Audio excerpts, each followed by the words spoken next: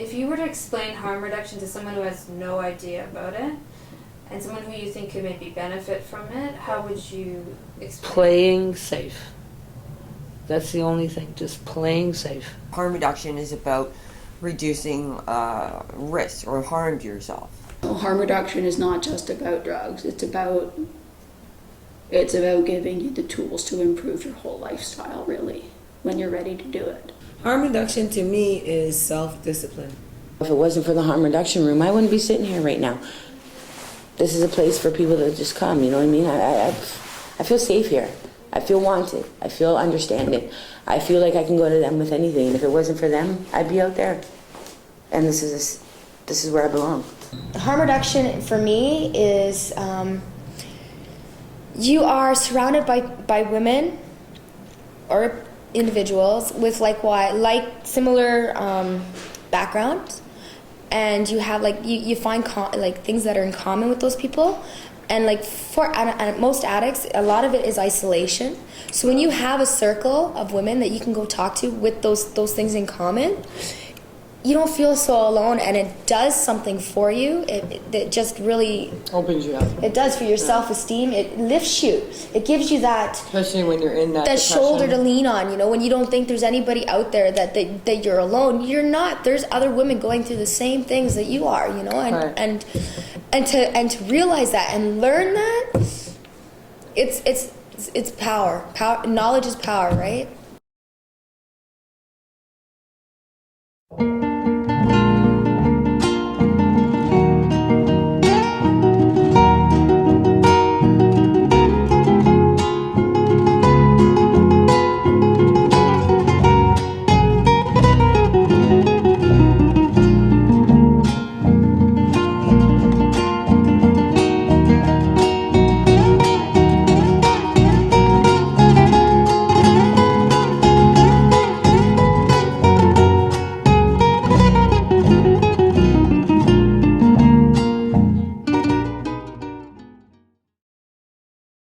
Because a lot of people come from broken homes and there's not enough counselors.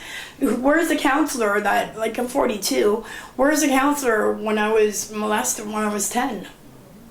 You know what I mean? Where's that counselor? What counselor is going to help me now? I'm 42, it's too late. Right?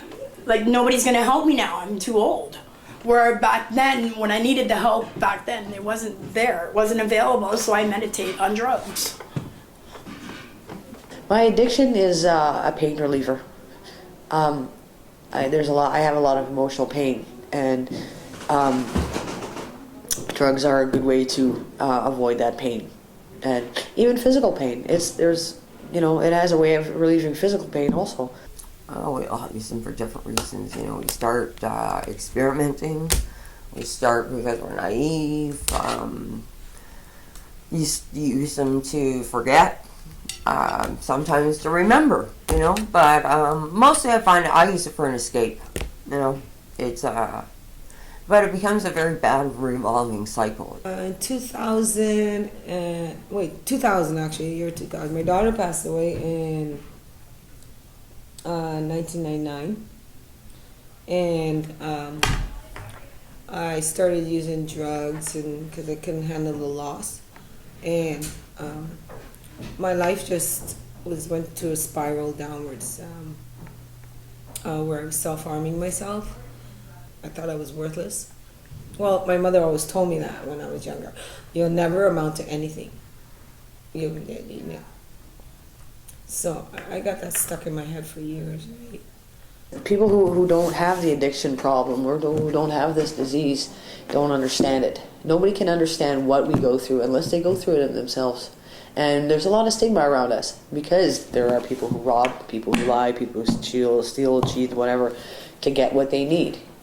But these things have a really good hold on us, and a lot of people will do whatever it takes to get it. And other people, they may get hurt by it. So that's where the stigma comes in is, well, she wanted to get high, so she stole my wallet or whatever, right? A lot of times it doesn't happen, but, sometimes it does.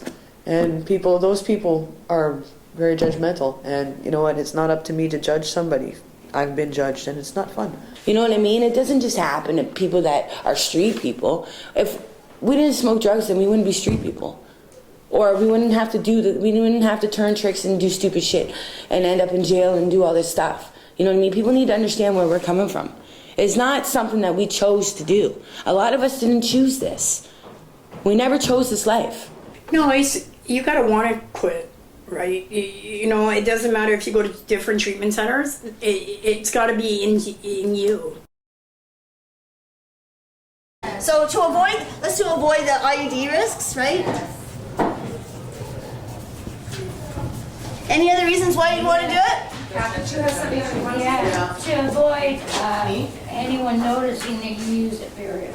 Yeah, it's like obviously if you're not an injection drug user, you get track marks. Okay, so if you're an opiate user, this is a way of concealing your drug use because there's no really evidence from it. Okay, but you got to keep in mind you are still smoking the drug, so even though the method of it being absorbed into your bloodstream is still higher than normal, you still face the risk of lung damage. So if you have asthma or chronic pulmonary disease or any type of lung things, this is, it's something that you need to take into consideration. Harm reduction allows me to maintain a lifestyle that allows me to function and use safely.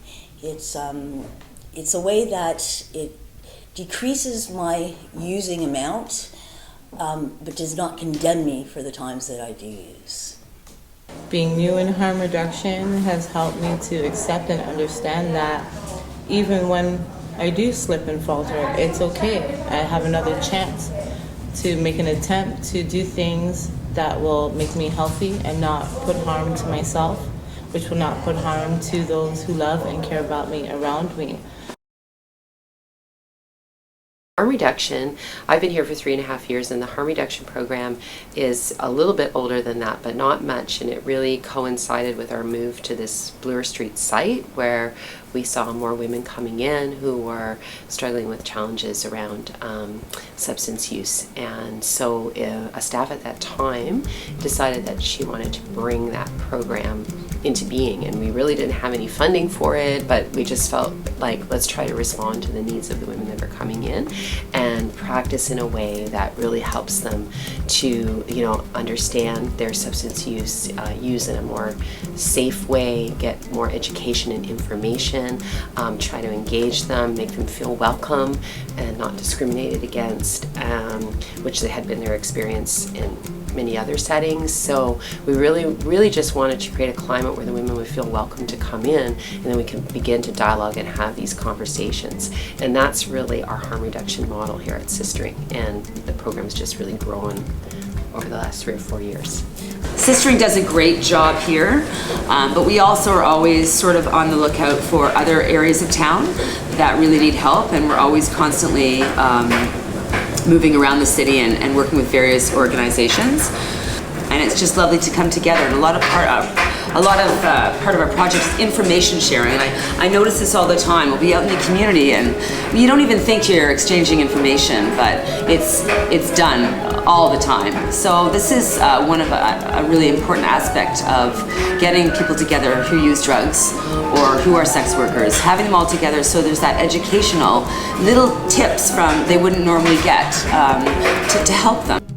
Part of why I started the walk-in counseling service, which I do here at Sistering, and I also do it at other agencies as well, is that a lot of the people that we work with, the idea of counseling can be kind of foreign to them, and access to counseling is something that they often simply do not have. And so the idea of keeping it very low barrier, having me here in the space that they're already in when they're here, makes it something that's easier to access and might make it part of their everyday vernacular and might actually be useful to get them to where it is that they want to go in the end. I think it's really just by supporting whatever it is that they've come in looking for. So it's accepting them where they're at, not expecting changes that are unreasonable or that are not their goals, and working towards whatever it is their goal may be, wherever that goal may be on the continuum of life, really. In outreach, we just basically we're looking for people that need help, want help, or maybe don't even know they want it. They might see us and get to see us and come up to us if you know, if it's not the situation, if it's not the time for us to approach them. You know, not everybody's approachable, but some people will feel comfortable after seeing you a few times doing the same, you know, strip. They'll come up to you. We do give out kits, obviously, on outreach. We take prepared kits, needle kits, and pipe kits.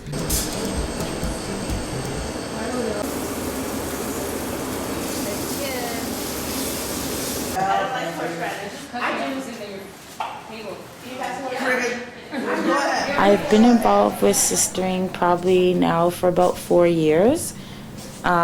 Before getting involved with them, I was in an abusive relationship. So my friend had brought me here, and the staff were really nice to me. They seen that I was having black eyes all the time, so they wanted to know what was going on, and when I told them, they helped me so much get my own place, to leave that person behind, and you know, things like that. And sistering has been a great support for me for that. Like, I come here and I find structuring here. I'm not abusing drugs here. I might just be hanging out, but I'm getting my brain back bit by bit here. And I'm starting to learn a little bit more how to be able to converse on a normal level with people, as opposed to the way things were with the other lifestyle when I was using. And it's, how did I get involved with sistering? I kind of just walked in the door and kind of fell upon a few counselors here. I came to sistering, honestly, to get a kit one day. I used to live right by here, and they were just so good with me and so cool with me, and I just kept coming back, and eventually I just got to know everybody here, and it's pretty awesome. I think the program is really essential for women in the city that have a drug problem or have been through long-term trauma, have hardships or been homeless or on the street, or just have no supports. So they may have lost their children, lost their families, and have little or no contact and are very isolated. So a place like Sistering welcomes the woman, and we generally care about the women very much, and we care about their safety. So they're able to come in and talk about things that they really can't go around talking about, and we try and really help them out and give them a starting point. So now what we have is we have 2 grants that fully fund our peer harm reduction program. So that in part allows us to hire a full-time coordinator to work with the peers and plan the workshops, and that they'll do in-house, but also the ones that they provide in the community, different shelters and drop-in sites, and allows us to hire 5 peers, and I believe the 5 peers work about 11 hours each a week. And so they'll do a lot of in-house information and education, and then they'll go out and provide information, education, outreach to women outside of sistering who may be struggling with similar issues, and introduce them to the harm reduction philosophy. So it's been really great in the sense that it's created stable employment for women here, but also it's brought more information outside of just sistering as well around safer drug use. There's so much stigma and shame around using drugs. It's almost, and I think it's worse for women. Women drug users have such a terrible time. It's sort of okay if a man is using drugs, but when you attach that to a woman, it's a big no-no. So women are already feeling so shamed, and they're the ones that are least going to be able to reach out. So peers are really able to sort of blend that gap. I was in a crack house at one time, and this girl was there, and she started telling me who was sistering. At that time, we were up at college, and I went in there, and they were so accepting and non-judgmental. I got to talk about a lot of stuff from dealing with my daughter, with the loss of her, and they set me up with a couple of counselors and stuff. I'm also schizophrenic, and I went into housing because my psychiatrist suggested that I don't, because I was suicidal too. My psychiatrist suggested that I move into shared accommodation so people will be around me, and then I can get used to it. I lived in housing for 7 years after, and now I have my own place. And I have 3 jobs, and I love it. It's just like, I just love getting up to go to work now. Okay, well, my use has dramatically decreased by 90%, I'd say. So, harm reduction is certainly, as far as I'm concerned, saved my life. Harm reduction is incredibly important. Harm reduction saved my life. Harm reduction is the answer. Harm reduction is hope. That's what it is for me.